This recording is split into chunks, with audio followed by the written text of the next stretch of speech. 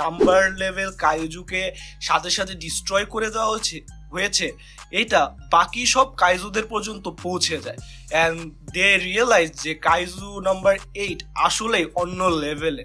And তারপরে আমরা দেখতে পারি যে এই মেইন যে অ্যাটাকের প্ল্যানটা ছিল যে সবাই মিলে ডিস্ট্রাকশন চালাতে থাকবে এবং যখন কাইজু নাম্বার 8 অ্যাপেয়ার হবে তখন সবাই একসাথে কাইজু নাম্বার 8কে অ্যাটাক করবে। বাট এই মোমেন্টে সবগুলো কাইজুর সামনে ওপি লেভেলের একজন করে সোলজার ছিল, লাইক কিকোরু আর কমান্ডার নারুমি। এরা সবাই তাদের বেস্টটা দিয়ে ফাইট করছিল।